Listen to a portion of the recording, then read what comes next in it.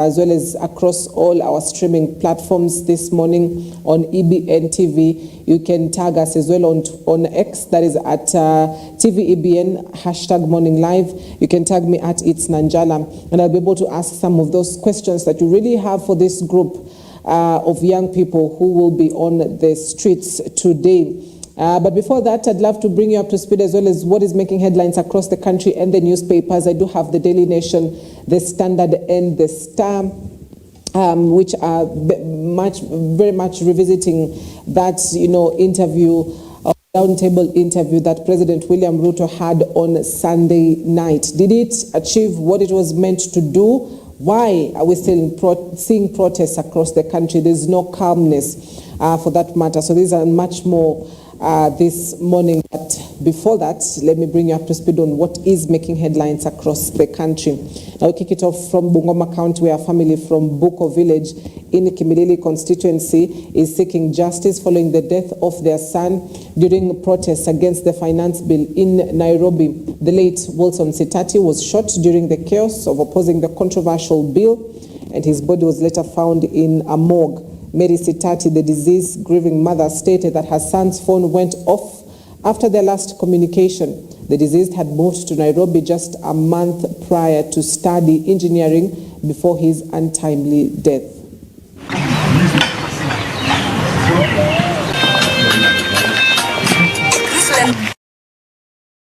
Nikamwambia niongea naye masaa 4 kielekea saa 5 na sijaongea naye tena. Nimepiga simu ni mteja, na akaniambia pia mimi nimepiga ni mteja. Tukashangaa, hajawahi kuwa mteja tangu atoke nyumbani, na yeye ni mgeni Nairobi, hata mwezi hujaisha. Tukawa tunajiuliza maswali. Baadaye tukalala. Kufika saa 7 baba yake naye akawa na wasiwasi wa usiku. Kapiga simu tena, nikaamuka. Nikajaribu kutafuta mtoto tena hiyo usiku, bado ni mteja. Simu ikawa mteja tu hivyo hivyo. Sasa kufikia jana Alhamisi, ilikuwa Ijumaa, nikamwambia asubuhi, hapana, hebu enda utafute kwa mochari pengine ako huko, maana mtu Nairobi siku 3 hapatikani, hata inatutia wasiwasi. Sasa ndio hapo tukaconnect na wenzake kutoka huko nyumbani, wanafanya huko kazi. Wakaenda wakaangalia mochari, wakapata Willy ako mochari amelala. Alikuwa city mochari. Kama alishutiwa kutoka, risasi ilimchukua mkono ikapita kwa kifua, maana amepambuka hii mkono na amemwaka damu.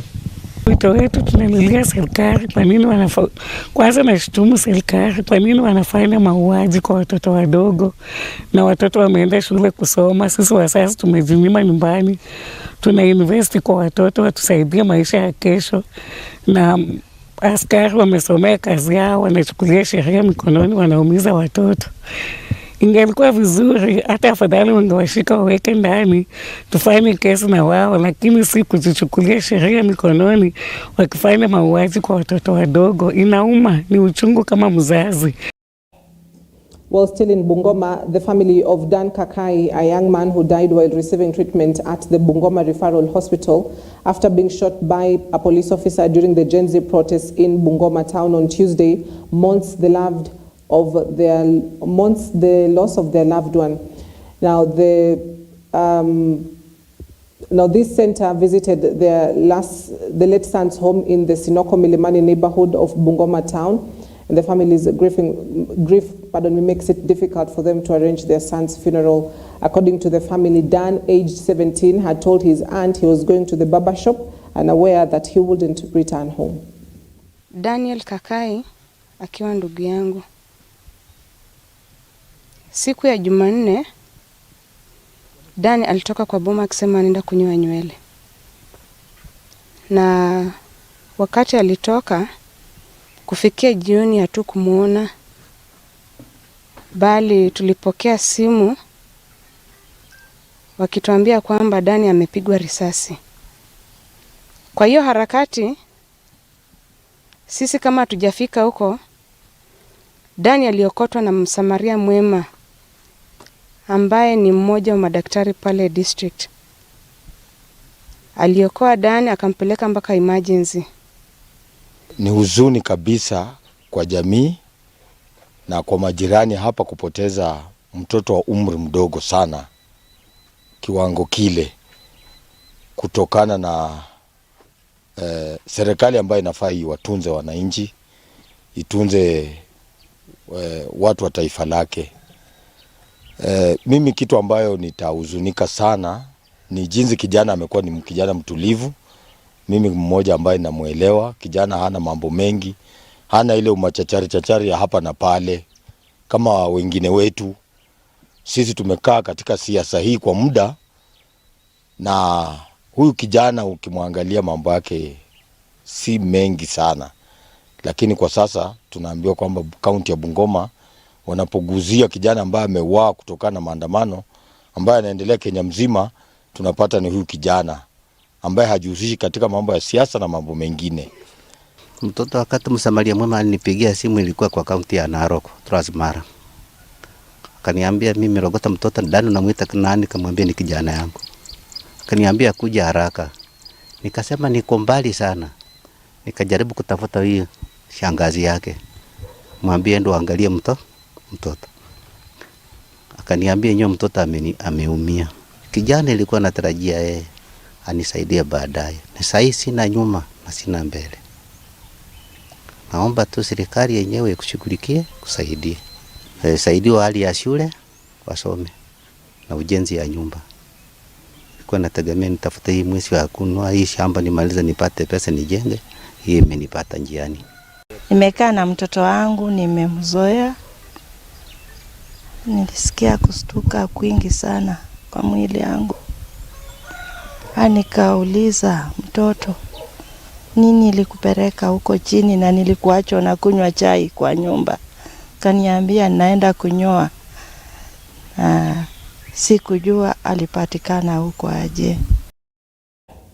Now, President William Ruto now says he's willing to have a conversation with the Kenyan youth on any platform of their choice, including X Spaces. In an exclusive interview with digital journalists at State House, Ruto was asked if he would join X Spaces to engage the disgruntled youth, majority of who are the Generation Z. The president further said the youth can choose the option of identifying a leader among them who will represent them or decide how they want to engage him if they choose to be leaderless. My very good sons and daughters, let me tell you that I value what you do. I have heard what you have said. I have seen what you have done. And you have made recommendations. Some I will outright implement,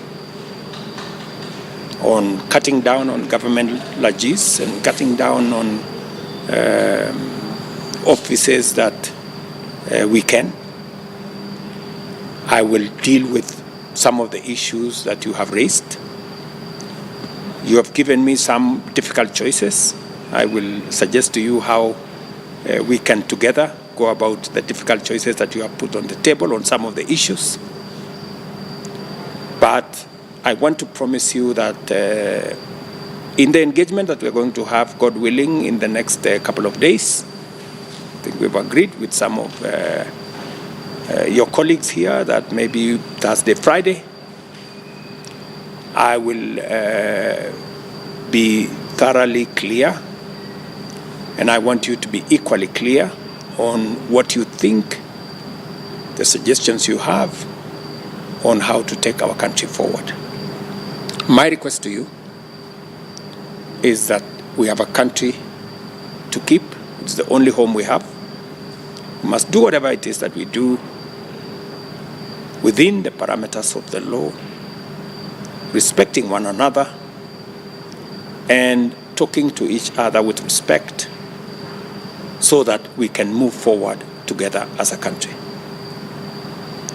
I am looking forward to this engagement in the space that you will recommend. I'm told X is the space that you want us to engage.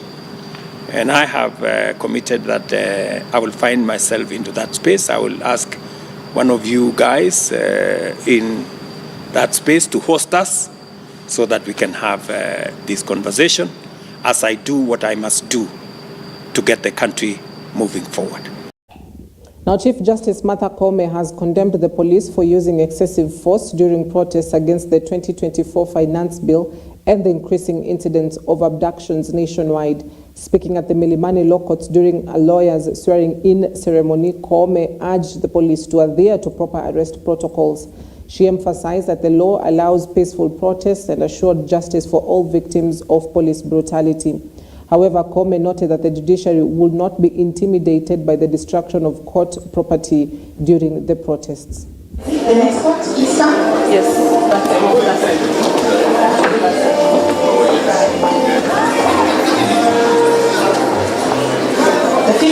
We cannot, for us, judges and judicial officers, envisage anybody taking law into their own hands and taking away a life. Life is precious.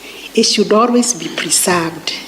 Even if somebody is caught stealing or committing the worst form of a crime, they must be arrested and processed according to the law. We should not witness cases of excessive use of force that threaten the lives of peaceful and unharmed protesters. I therefore condemn the excessive use. Leaders from various civil society organizations in the country, led by Houghton Irungu of Amnesty International Kenya, held a press conference earlier to continue condemning and strongly opposing the excessive police brutality against protesters and the frequent abductions, blaming the national government. The leaders have complained about government integrity and corruption, calling for prosecution against the Inspector General of Police for brutality and murder cases involving police officers during peaceful protests against the finance bill. 24 human beings have been killed by police officers, and at least over 361 people have reported several injuries. One of the youngest fatalities is 12-year-old Kennedy Onyango. Gen Z have clearly spoken on the urgent need for the state to arrest public theft and a bloated cabinet, invest in essential services, act on those who have fired on unarmed protesters, release those who are arbitrarily arrested, and an end to extrajudicial killings, among other demands. Many of their demands, in our view, do not require policy dialogue, but they require decisive executive action. We call on the national administration and the 47 county administrations to listen and to act on the considerations and demands being raised by the Generation Z movement. The National Police Service must stop criminalizing and profiling protesters and cease using camouflage, non-uniformed officers and unmarked cars with concealed license plates. All those who have been abducted to be released. If not, we are going to file contempt of court, and to those specific people who have deflected from those orders. We are going to sue Inspector General of Police in line with the law so that journalists do not become victims of police brutality. We know very well that Geneva Convention says that journalists in such circumstances are supposed to be given safe corridors and protected by police instead of being attacked by the police. Former Nandi Hills Member of Parliament Alfred Keter has described his arrest as a government plot to intimidate him due to his statements against the government. Keter turned himself in at the Directorate of Criminal Investigations headquarters after his arrest and subsequent release. Accompanied by his lawyers, Keter claimed his arrest was politically motivated. The DCI denied abducting Keter, stating that he was arrested by police concerning arms trafficking. The officers involved said they organized his arrest after he allegedly resisted. The controversial incident occurred along Kileleshwa Road in Nairobi as Keter was returning from church with his families. Azimio leaders, led by Wiper leader Kalonzo Musyoka, who accompanied Keter to the DCI headquarters, condemned the abductions, with ODM Secretary General Edwin Sifuna reiterating that Azimio leaders are willing to surrender to the DCI headquarters to avoid abductions. I want to really thank the Kenyans who came out to talk about this issue, because were it not for the people who took the video and for the video to be viral, maybe I would have lost my life, because the way they did it, it was not a normal arrest. I was abducted. And I was watching on TV yesterday when the president said, when you are summoned and then you fail to honor the summons, that is when you are arrested in the manner that I was arrested. But I was not arrested, I was abducted. There were no summons. And they were beating me up, trying to say that you've been against government. And then the questions that I was asked, one of it is my relationship with the former president, Uhuru Kenyatta, and my relationship with the current deputy president. And then issues to do with arms from Congo. I think it is a movie. But generally, don't intimidate us into silence. As we speak, is it really a democracy? It's a real dictatorship, and we still insist that the young Kenyans who are demonstrating out there must be allowed to exercise their constitutional duty. There's one protester who said that William Ruto, when he's not flying, he's lying. When he's not flying, he's lying. I think this, since the Gen Z happened, this is the longest he has been in the country without flying. But he's doing a lot of lying, as we saw last night. He had lied about the number of people who were killed. He said there were only 6. Yesterday on national television, he acknowledged that number was triple the number he had told the country before. And when he says there are 19, then you need to triple that number. So, despite the promises that were made by Ruto during the campaign, he is still maintaining police hit squads, people who are not even known to the police. And they are the ones conducting these abductions. At least for Alfred Keter, there were people there to film it. And that is why he is still safe here. A second request we have made to the DCI is that if there is any leader in Azimio, any one of us, who they need to see or talk to or to speak to, or to, if you have any issue with any one of us, we are available at very short notice. There is no need to go and break down Honorable Babu Owino's door at home when his wife and children are there.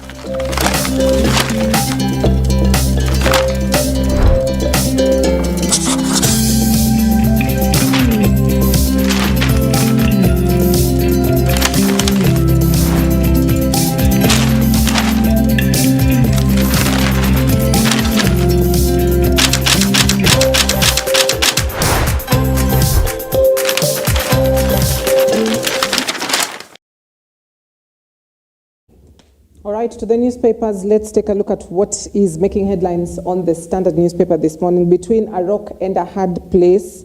Now, the youth are occupying everywhere to honor their fallen comrades and to put pressure on the government on matters governance. Yesterday, the new budget cycle kicked in, but KRA will use the old laws to collect revenue. This has put the head of state in a catch-22. What will he do next? That is the big question. Because evidently and clearly the head of state is in between a rock and a hard place. Does he listen to the youths and, do away with some of these policies and people in offices, or does he maintain his own stance and just, accommodate some of the views that are being made by the Gen Zs? Now, that is a story that is on page 6, 7, and 8 this morning. That has talked about fact-checking what President William Ruto said during Sunday's TV interview, some of the things that he mentioned or figures that he mentioned, how true are they? Now, concerning the deaths that have been reported in the country, the head of state said it is at 19, according to security officers that had briefed him. But according to groups like the Kenya Human Rights Commission, as well as Haki Africa, put that figure at between 21 and 24 people that have died due to the protests. Also, the head of state said 2.4 billion shillings is the total damage after the vandalism that was witnessed last week, Tuesday. Well, no figure or no official government website has been able to verify whether the damage is at 2.4 billion shillings. Also, according to the head of state, he said while so far in his time in office, no extrajudicial killings have been reported in the country.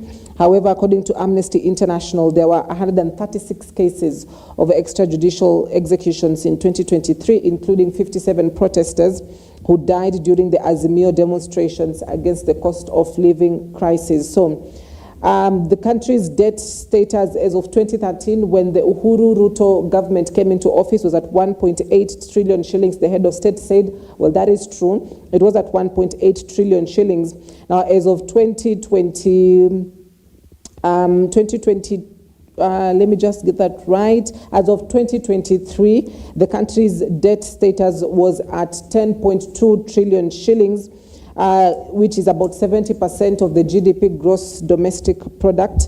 And that means that for every 10 shillings collected, 6 shillings goes into paying debts. Just 4 shillings is what is for development and salaries and allowances and the recurrent expenditure.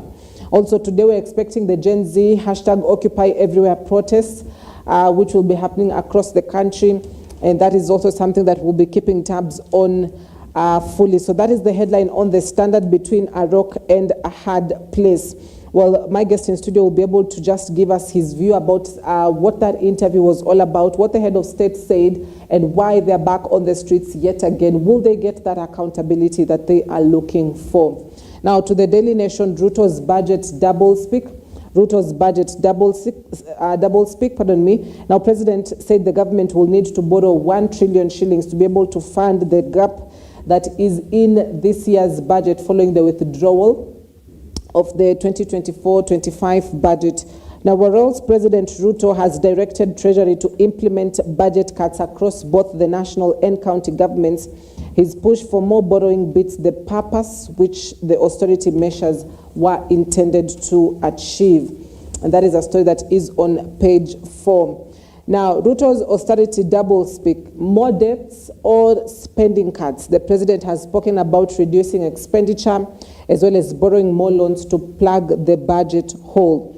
Now, despite earlier directing the Treasury to cut Kenya's total spending for the current financial year by 346 billion, Ruto on Sunday claimed borrowing by the state could increase to 1 trillion shillings following the withdrawal of the finance bill. Interestingly, even after saying that borrowing could increase the initial budget of 597 billion to 1 trillion, the president claimed that the rejected finance bill would have huge consequences on certain expenditures the government had lined up.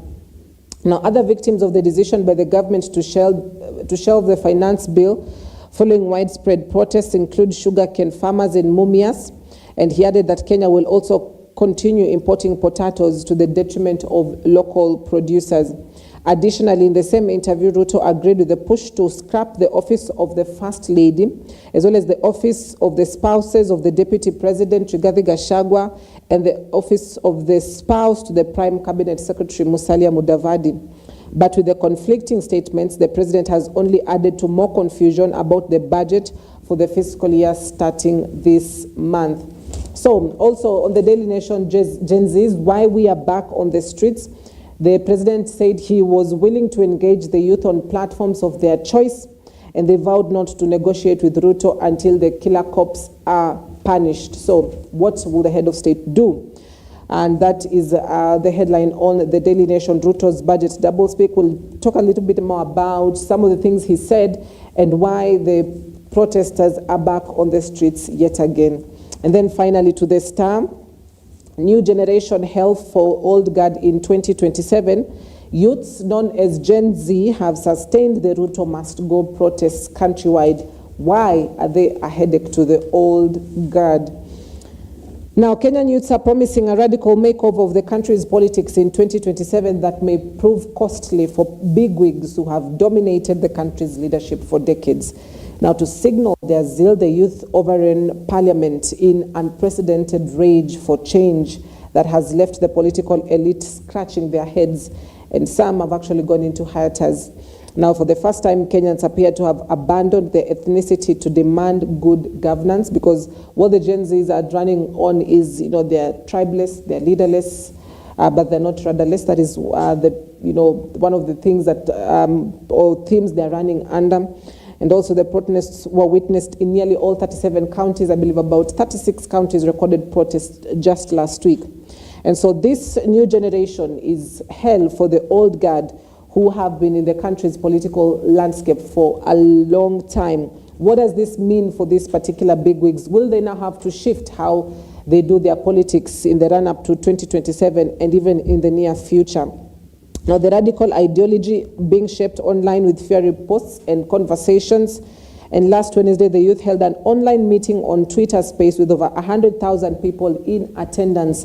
Where would you gather 100,000 people all at the same time, if not on a digital platform, a platform that the youths are embracing now? That is the headline on the Star, which also provides insights into what we'll be having a conversation on this morning. Has the country's political landscape changed, and are the Gen Zs the ones spearheading this particular change? So those are your headlines this morning.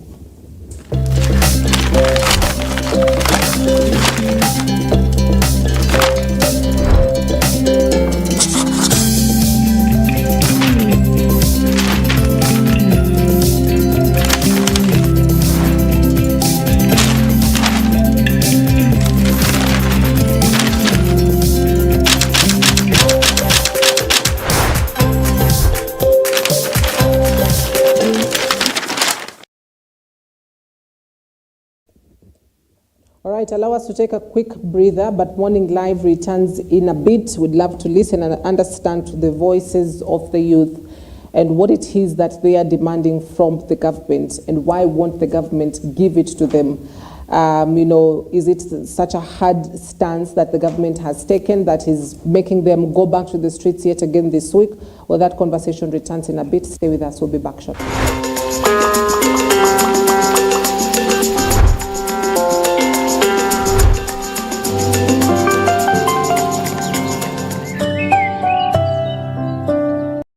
Led by the youths, what we call Generation Z or Z, depending on your nursery teacher. But they have been on the streets protesting against the finance bill initially, which was withdrawn, and now they're on a different mantra. They want accountability, political accountability in terms of governance as well, economic accountability, and some of the policies that have been put up in place they do not agree with, and they have forced the president's hand in quite a lot of different ways, just to ensure that they get what they want. So we want to understand them more and understand better on why they're back on the streets yet again this Tuesday, despite the fact that the president has taken a step to put up a national steering committee that will be able to engage dialogue with this particular group who have called themselves tribeless, leaderless, but not rudderless. So let's get this conversation started. I'm joined in studio by Abel Odongo, who's the chair of the Young Professionals of Kenya. Thank you very much,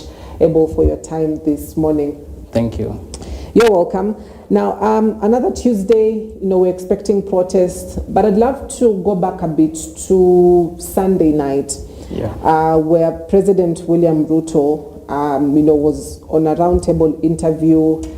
And one of the things he addressed is this hashtag Ruto must go. And he says, everyone is at liberty to, it's a democratic country, so everyone is at liberty to push for what they believe is right. But he's engaging the youth and he wants to speak. Isn't that a step towards the right direction?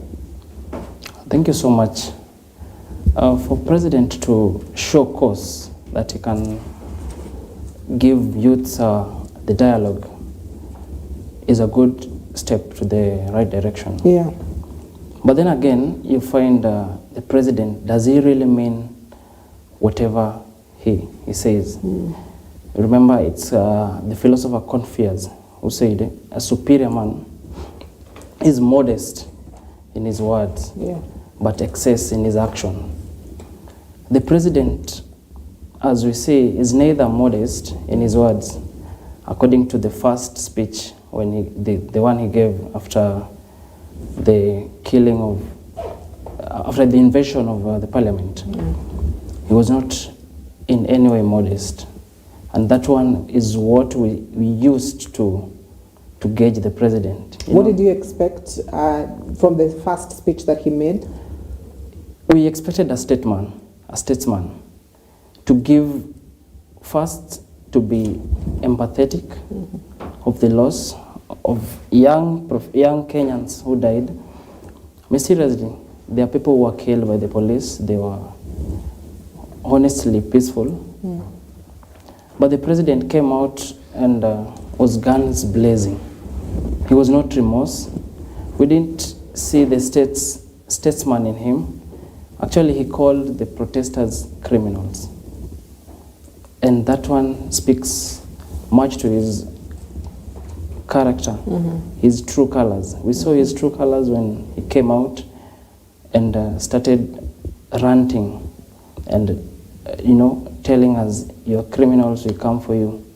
Despite the fact that there are people who were killed, despite the fact that guys started peacefully and they infiltrated the peace by bringing goons to mix with the peaceful protesters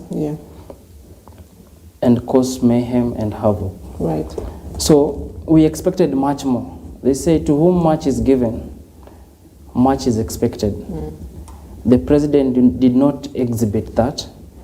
We really expected much of him, but he really underperformed. He didn't give the true meaning, the true statesman kind of, stature and a statement. Right. So he would have done better.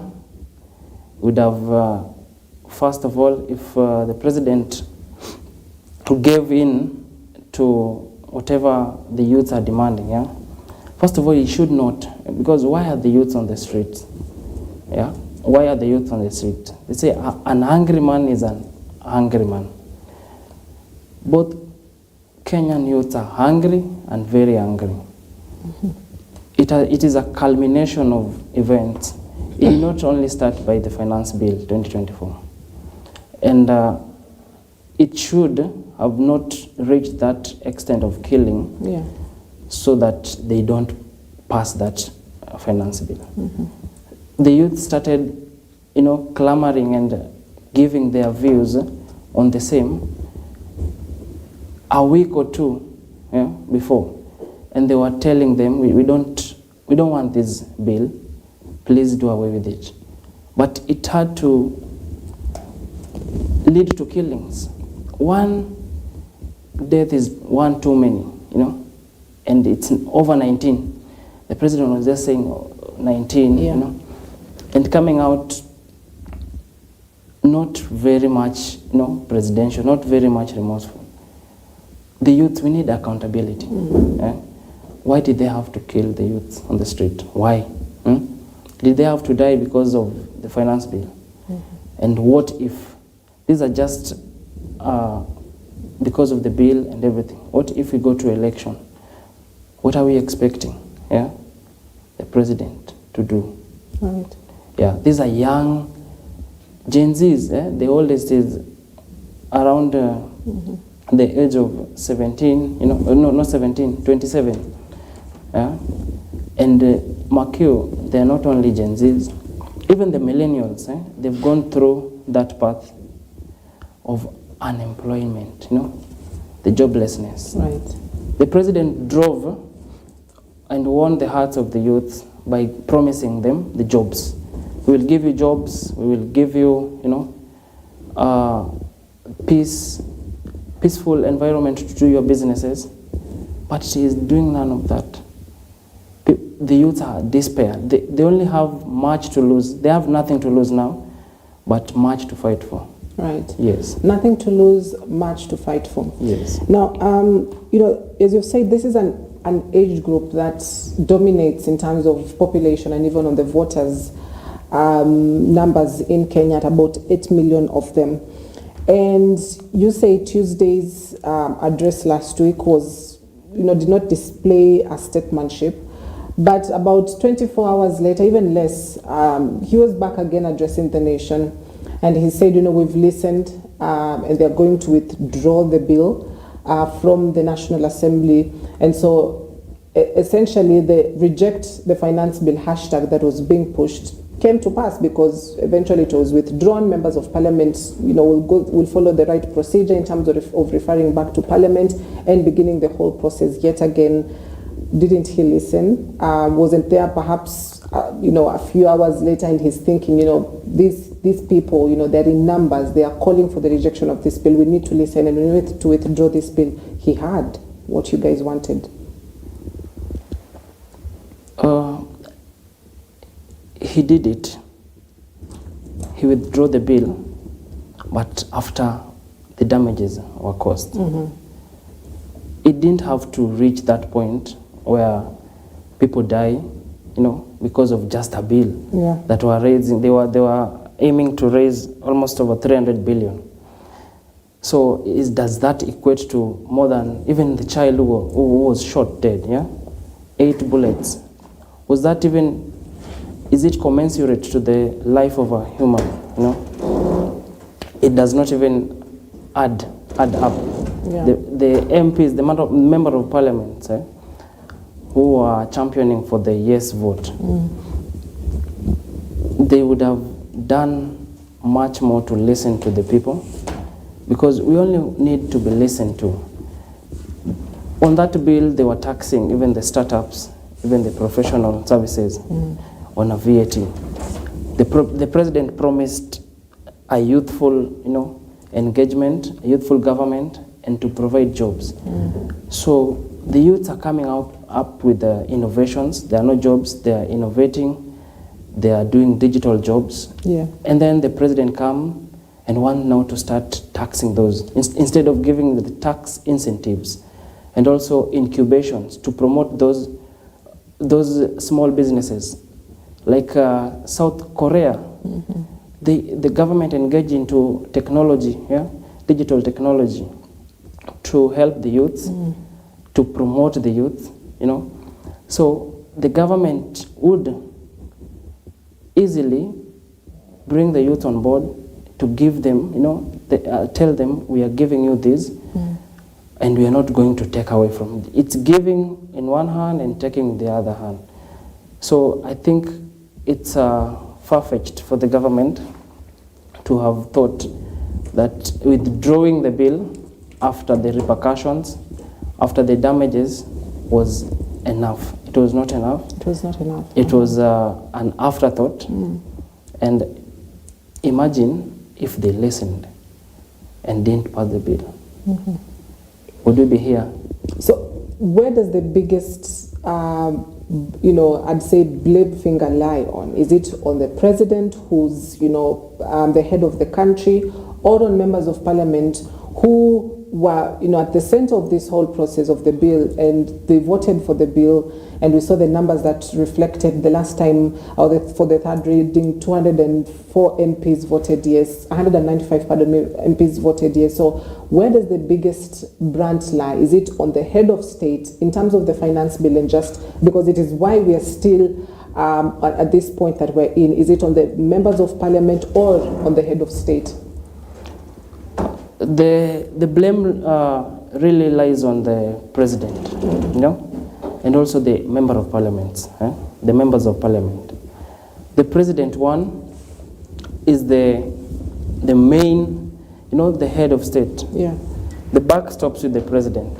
Remember, he called them on the PC, the member of the UDA government, MPs, and told them, pass that bill as it is.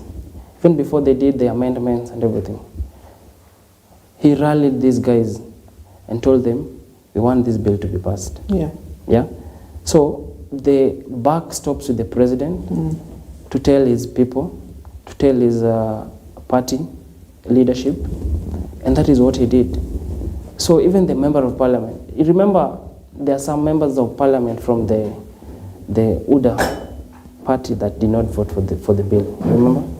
Honorable Muchomba. So because they listened to the people. You have to listen to the people. The voice of people is the voice of God. If you don't listen to the people, then why are you leading the mass, the people? Right. So the president would have done much more to listen first and then engage, you know. You don't come out with bravado. You don't come out with that state tendency like I'm the president and if you don't want to listen to me, I will do whatever I'll do. Right. That one is Neanderthal. We are in a new dispensation, new generation. You're dealing with people who are learned. Yeah? You're dealing with the youths who have gone to school, but they are unemployed. You know, as young professionals, we champion for the employment of these youths. There are so many in their numbers that are they are very skilled, they are very highly skilled, but unemployed. The president is promising jobs like, in his interview recently, he was telling the nation that he's given 160,000 jobs for the youths, this housing project. Remember, the housing project, most of the jobs there are unskilled jobs, like the one called Mjengo, you know. It's not a new thing. It's not a new venture. People have been building ever since. Is it a new thing? It's not new. People have been building, and these youths, the same youths almost, they've been in that industry. Remember the former director of Oxfam International, Mrs. Winnie, said it's the quality of the job that matters, not just the job. Not just the job. She gave an example of the Uber that is there and the taxi. Yeah. How much are they taking home after going all round? And how much is the company, the Uber company, taking with them? And how much is the government taking? We need quality jobs. Youths are employed. Youths are doing whatever it takes to change. We have the best interest of heart of this country. Yeah. And we need to see these changes. We don't want to go to abroad, look for jobs there. The jobs there are menial jobs. When you go, the brain drain, we don't want brain drain. We don't want the jobs that they're taking youths to Saudi Arabia. The jobs there, youths are suffering out there because of that. So it's not a quality job. We need quality job. We need, the president should even borrow from Singapore or Korea, providing incubation for the youths, providing employment, startups. The government has the capacity to do that, but they are not doing that. What are you seeing them doing? Just flashy lives, just giving people who doesn't even deserve. We did not vote for people. The president, actually, the president noted that we don't need the offices that they are trying to put in people. Yeah, so we are well informed, we are learned, and we need jobs, not just jobs, but quality jobs. Quality jobs. Right. Yes. Now, you said the buck stops with the head of state, that is President William Ruto. But in this country, we've got three arms of government. We have, the judiciary, we've got the executive, we've got the legislature, and some of the key roles that a member of parliament engages in is to oversight, to legislate, and to represent. And so, going by what you say, that means the parliament, or at least the legislature, has an arm, an executive arm that controls it in such a way that it is not independent. It's not able to make decisions based on what the electorate want, because they are the people's representative. They're elected into that office. They've got a majority leader. They've got members of parliament, from various constituencies across the country. They saw what was happening. They've heard what people are saying. Aren't they also at liberty to as well make a decision, not based on what the party wants, the political party wants, not based on what the president at that time wants, but based on what the people who put them in office want? Are we having a parliament that is not independent at all? According to the events that have taken place, the parliament is not independent. It has been controlled by the executive. Remember, our preamble in the Constitution says the sovereignty power belongs to the people. But we've only given them because they are just representing us. Their work is to legislate and also oversight, But they are not doing that. Parliament has let the people of Kenya down by not doing what they are supposed to do. We cannot fit in Parliament, all of us, but we give them that mandate to go and represent us, to go and do what the people want. But now, in this case, the person you are representing is speaking for the civilized, and you are speaking for the bush. They are telling you, please don't do this. We don't want much more taxes. We are burdened. We are overtaxed. And you're taxing, it's like you're taxing someone who is, you're milking a cow that has been milked. There's no milk, you don't give that cow food, but you're still milking it, So they have not represented us the way we ought to be represented. It's like the case of the Greek mythology, the Icarus, son of Daedalus, who flew all the way near the sun. He had the illusion that he can go above the sun with the wings they made. And he was, the sun scorched the wind, and the wings, he fell down and fall, and was no more. So the members of parliament thought they would be having such superior power. But we've delegated the power to them. They're not doing much. And they are only doing this to their master. They're worshiping their master instead of they're forgetting that we are the masters. We are the bosses. So now people are out on the street because we are giving what it takes. We are now showing them that we are the people and we have the power and we can do anything and we can take over the power that we delegated to them. So the members of parliament should just stick to their work. They are representing us there, and if we say, don't do this, please don't, because it's all about us, not them. Right. Yes. Now, following the withdrawal of the bill, Abel, we saw the withdrawal was on Wednesday, and perhaps the normal reaction that Kenyans would have expected is that come Thursday, there wouldn't have been protests happening. But we still saw protests happening. In fact, we've seen a couple as well in the country over the weekend, those that are mourning, those that lost their lives during the protests. What is this strategy of, the government gives you what you want, but you're not relenting? We're still seeing youthful protesters on the streets, but then there's a new hashtag. It's not about the finance bill, but there's a hashtag of, Ruto must go. What does that really say now about the shifting conversation? What is it that people are demanding? What is it that the youth want the government to do or people in power to do? Thank you so much. First of all, if your leader is not accountable, then you don't have a leader. Leaders must be accountable. Number one, there must be someone who gave directives for the police to kill. Today we are on the streets. Remember, it's a culmination of events. Finance bill was just a tip of the iceberg. A tip of the iceberg. It reached to an extent that we are not taking any more. It's over us. It's over. It's choking the youth. So when the government cannot be accountable, when the president, remember, we expected much from his interview, the recent interview. And the journalists were asking very pertinent questions on the accountability.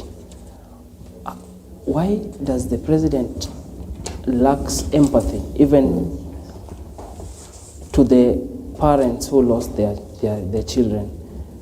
Why does the president lacks emotional intelligence to read the room? Because this was the moment that the president would have rise up.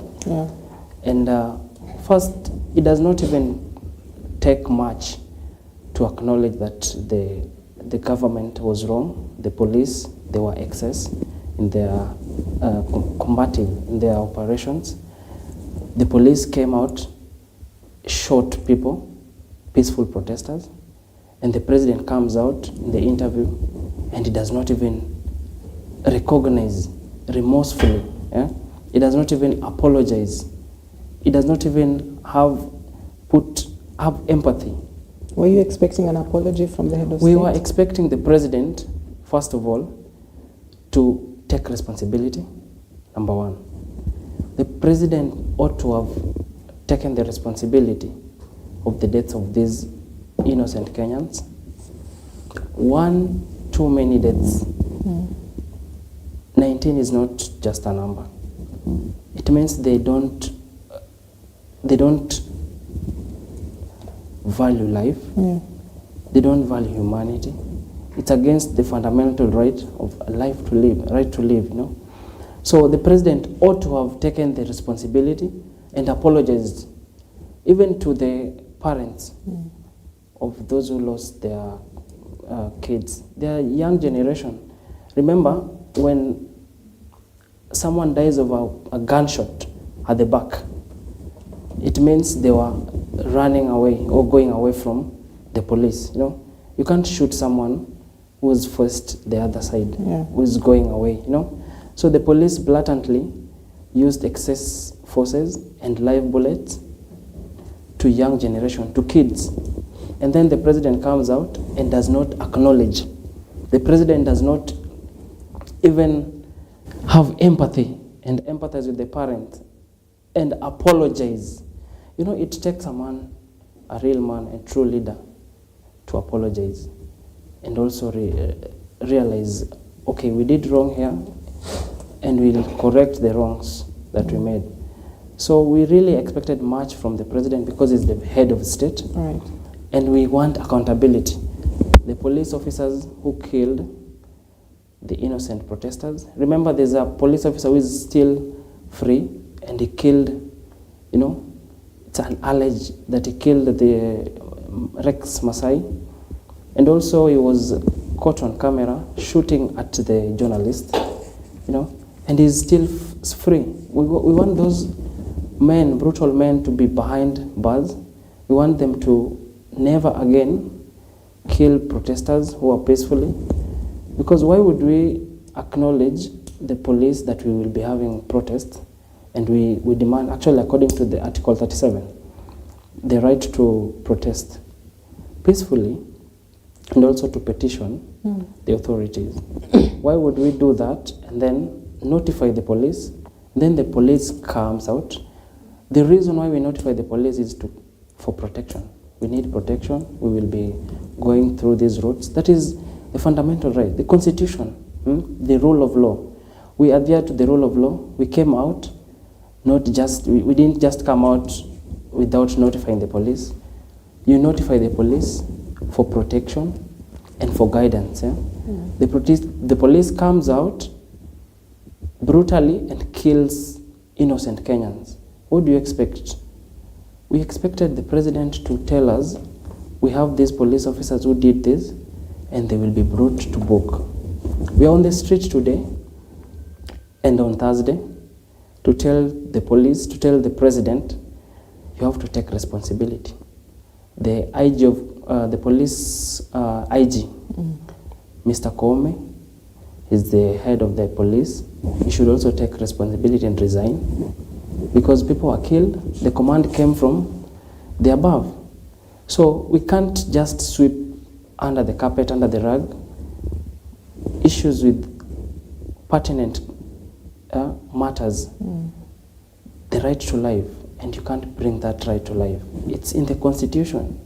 You can't come and, urinate on that, the power, the rule of law. The rule of law is very strong and powerful. You cannot just wish away. The president has to come out. We expected that from him the other time, to even be remorseful. The families who lost their loved ones, the kids, even the children.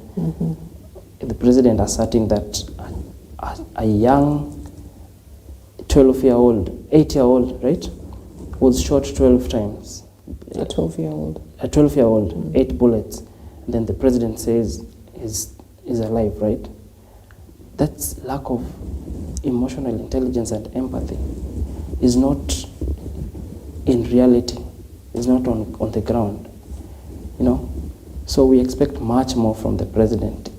If he doesn't do that, he should resign and vacate the office. Because we're not going to take anything less as youths.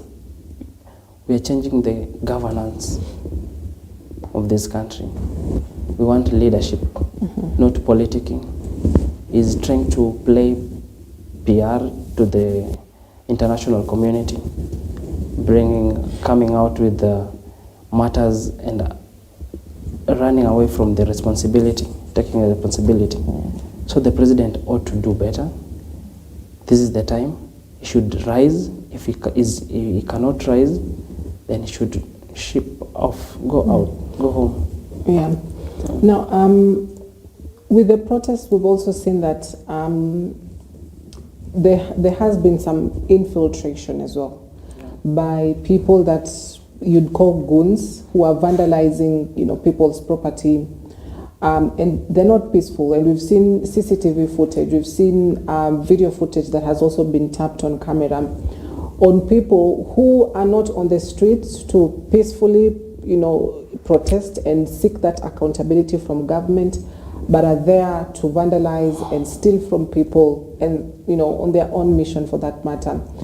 And so how then should the youth protect this space that they're in, or these demonstrations, to ensure that they're not labeled criminals or goons at the end of the day? Let it be protesters. Let it not be criminals on the streets or goons on the streets, or people that are going to town to picket are not doing it, in a right manner, are not doing it because they want accountability, but because for their own selfish benefit. How now should these protests be protected? And is it possible to protect protests to keep criminals off or goons off?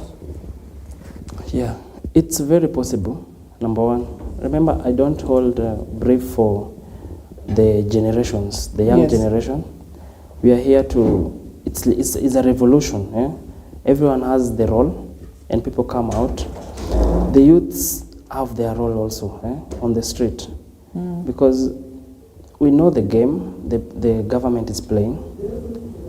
The government cannot take peaceful protest. It's too much on them.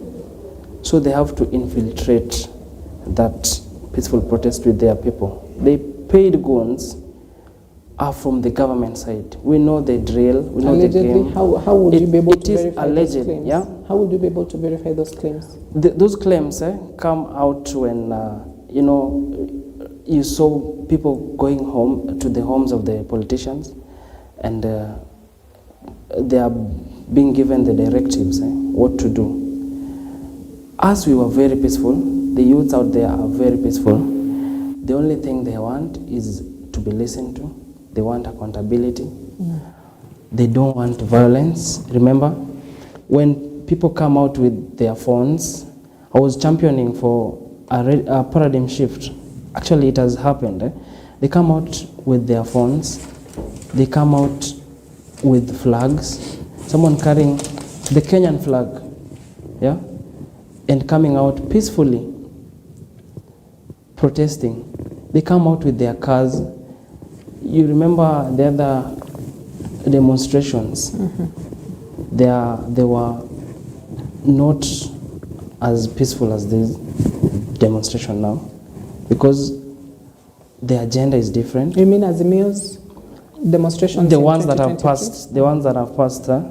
Most of the this is a new paradigm, as you can see.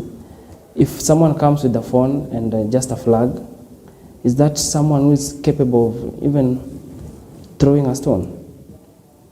It's clear out there that the goons who are infiltrating, even those who came and invaded the shops in town, those are not the people we were with. The government should tell us where these people came and their game of doing the dirty politics. They cannot take peaceful protest. They don't know how to deal with peaceful protesters. Yeah, and if you can even go back to history, the French Revolution, it's the youth who came against the monarch. They came peacefully. Peace, according to our strategy in this demonstration, that is our peace is our weapon. Yes, and we know the government does not know how to deal with that. Yeah. So that is our weapon in this. It's our strategy. We do it peacefully, and we conquer the street peacefully. If you see anyone throwing stone or burning the road, that is not part of us. We do it peacefully. We tell the world that with peace you can achieve much more than with violence. Yeah, because violence begets violence. Yeah, and peaceful revolutions across the world have been successful, and people they catch you, they catch the authorities with surprise. They didn't see that coming. They expected people to come out. Yes, we are outrageous. Rage is out there. Youths are hungry and angry, but we do it peacefully. You get me? Yeah, so that is our main strategy, our, the card to play to the government. Yes. Now, let's talk about dialogue, because the head of state on Sunday, during the day, we saw that he, initiated a national steering committee that will cater across all 47 counties, overseen by over 100 people, or at least 100 persons, for this committee. And, he says he's ready to engage the youth. We've seen even the deputy president say that he's ready to engage the youth. But this is a group that is running on, tribeless, leaderless.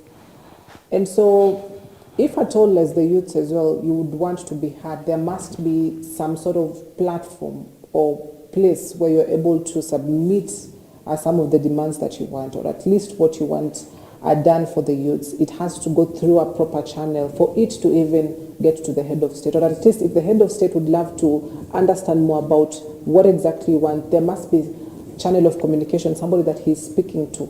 And so how then does the government and the youth find a proper place to get this conversation started, the dialogue started, if the youths do not have a leader? Another strategy for this revolution is that being leaderless. We've seen in the past how leaders have been compromised. They are called on the table and then they are compromised. We saw the president was giving out a suggestion that he has a committee, form a committee. How many committees have we had ever since the start of this committee and everything? What we are asking for is very simple. The president can do whatever the youth are asking for, even without forming the committee. And we also even gave a good example. When you don't have a leader, we are all leaders, not that we don't have a leader. Everyone is a leader in this, in this fight for justice and economical reprieve. Every youth is a leader. Everyone can do that.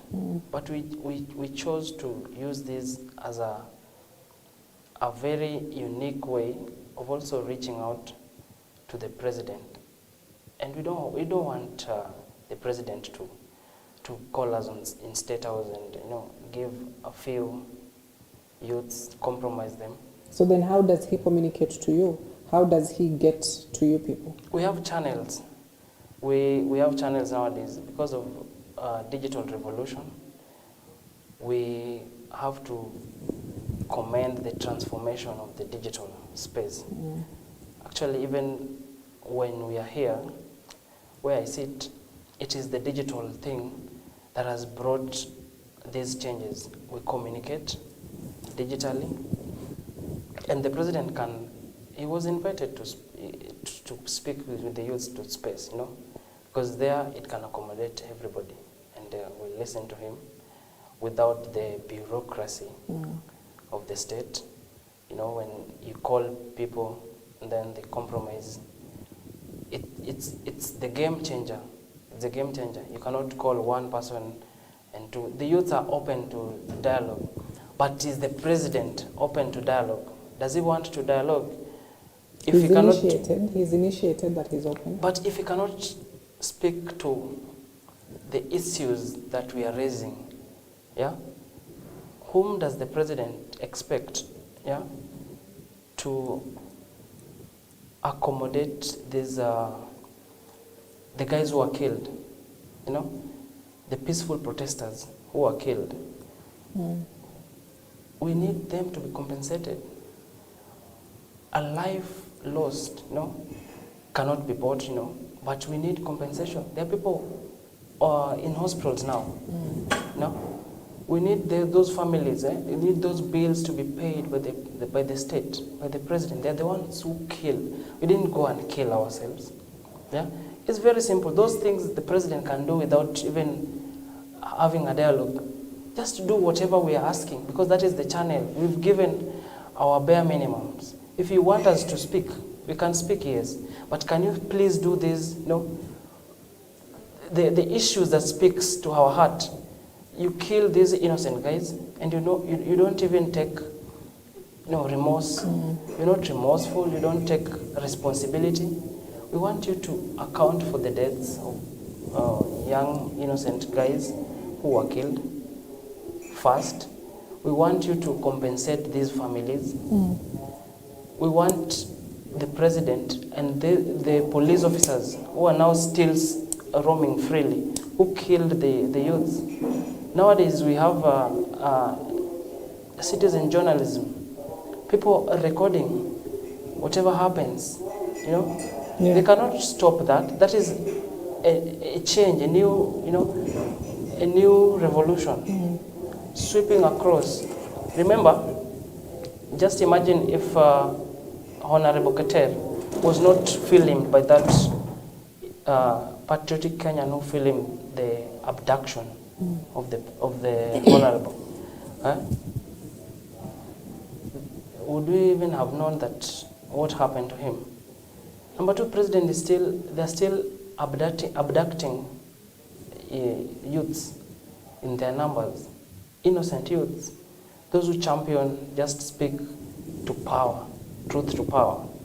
The youths here now are speaking truth to power. They don't want many stories. They want action. We want to see things happening. We want to see heads rolling. We want to see the president coming out and saying, okay, the police officer who did this, okay, we accept the channels that must be taken, the investigation and everything, but they have to step aside. They're still on the street killing innocent protesters. Why are we're not going to accept that? Because things have changed. This is a new era. This is a new generation. This is the generation. Remember, the kids who are, there's a time where the schools were banned across. The schools were being banned, you know. That generation, they were not listened to, you know. They are ready to do whatever it takes for the government and states to listen to them. They don't have anything to lose, you know. Yeah. They have much to fight for. Yes. We've seen a section of youths that have come out and they've addressed and they said, you know, they're ready to engage. Meaning they're section of youths who are very much ready to engage if we go by what we saw. What do you make of that? Of the youths that came out, addressed the media and said, you know, they were there to represent the youths and they were willing to have this conversation with the president. Imagine all youths are ready to engage. All the youths are ready to engage. But not through dialogue? Through dialogue, but the president, is he ready for that? He's not doing what we are asking. The youths are asking accountability. So what would now kick off this protest of what will kick off this process of you now starting to speak with the head of state? What should he do for you to now be able to sit down and listen and dialogue? At least recognize, number one, that the police killings are unconstitutional and are uncalled for. At least empathize with the families who lost their loved ones. Mm-hmm. At least compensate. The least we are asking, compensate these families. You know, we are seeing families coming out and asking people to help them raise funds, you know, to bury their loved ones, the people whom they didn't kill. Mm. The state should take that for us to start a conversation on a clean sheet. You know, we need the president to come out, and take responsibility. We need the president who listens. We need these families compensated. We need him to stop abductions. Mm. Remember, abductions happening now happened during the Moi regime, you know, and there was this cartoonist, the guard, he drew the cartoon, like President Ruto kneeling down in front of President Moi and asking him, how did you manage to deal with these people? Because the president is bringing the past in the future. He's dealing with us as he was dealing with the parents and our parents. And this is different ball game. These are different generation. Things have changed. We are in 21st century. You cannot abduct someone because they are speaking truth to power. Mm-hmm. This is not the first time people are fighting. It has been from years back. You know, it's not new, but we are doing it differently. We are doing it with peace. We are doing it with resolute, commitment. We are committed to change. We want change. We want action. What are you doing, the president, to change whatever is happening? We are on the street today. We need the president to account for the loss of innocent Kenyans. Mm-hmm. One is too many alive to lose, Yeah. So in the 19, actually he was speaking of 19, but we know the numbers are in there, There are 39 people who have not been, they are missing. Mm. So are we in a police state? Are we in a military state? Are we, we saw the policemen who are killing people. They are dressed like Al-Shabaab, with no identity. They cover their faces, and we cannot accept that. Mm-hmm. Yes, we are coming out clearly to speak truth to power. Mm-hmm. We need accountability. We need heads to roll. We need the president to take responsibility. Does this involve sacking cabinet secretaries, State Department principal secretaries? What does it involve, this accountability? Definitely an overhaul. An overhaul. His cabinet secretaries have been let down. There's nothing moving in this government. Only flashy lives and, a flamboyancy. You see people showing cash, Mm-hmm. You see people, we're not saying that they should not even have that, but they should really work for the people. When they are there, they should do this for the people. The people's power is very strong, and it can come and consume the president if they are not. Okay. Yes. All right. Now, we've got a few minutes to wrap it up, so I want us to conclude on this note.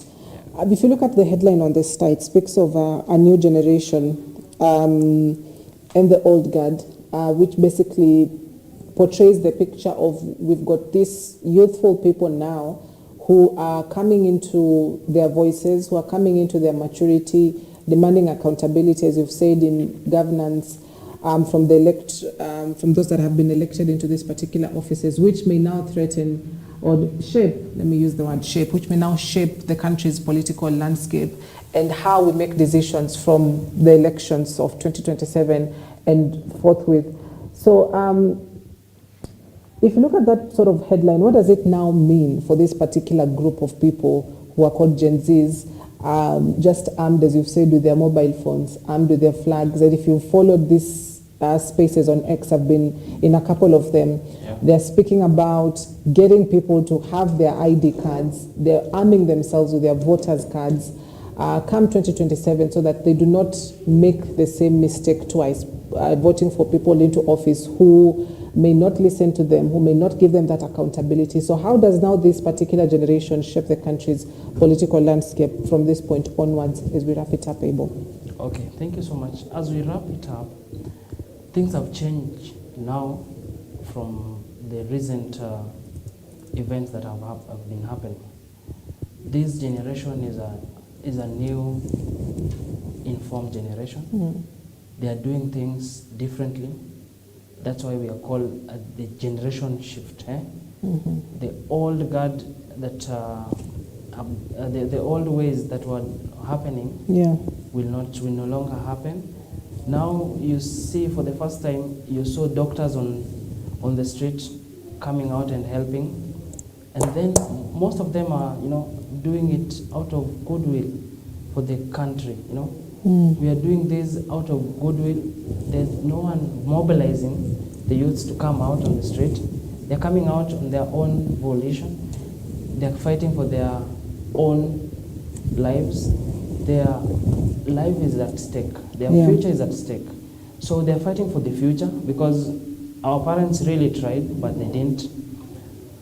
We are doing this differently, and it's a paradigm shift. It's a different way of working, and the government should know that they're not dealing with the old guard.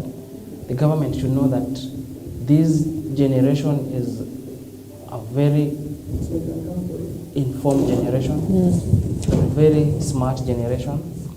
And when you see them on the street for the first time, even the parents, even the kids of those who are in the high power echelons are coming out to demand for accountability. So it's a different wave, it's a different way. And even us as young professionals, you saw the professionals coming out, and we have to give it to Madam President LSK, Faith, doing the Lord's work, coming out and helping those who are arrested unlawfully. We saw the doctors coming out, the medics coming out.